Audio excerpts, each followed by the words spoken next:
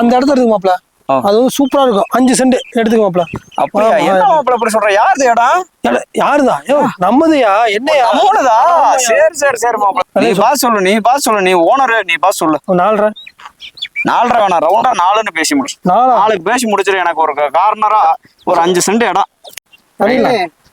இந்த இடமெல்லாம் 7 போகுதாமே. ஓ 7-7.5 போகுதா? அப்ப பாருங்கண்ணா, உங்களுக்கு வேணா 6.5-7க்கு முடிச்சலாம்ண்ணா. 6.5 முடிச்சலாம்.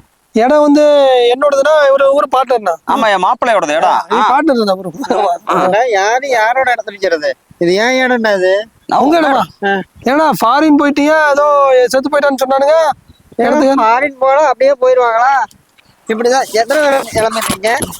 அப்படியே நோட்டம் அப்படி ஏமாந்தி இடத்த விற்க வேண்டியது என்ன? அண்ணா நான் இல்லண்ணா. என்னடா நான் இல்ல? அண்ணா நான் இல்லண்ணா, அது என் மாப்பிள்ளையோடண்ணா.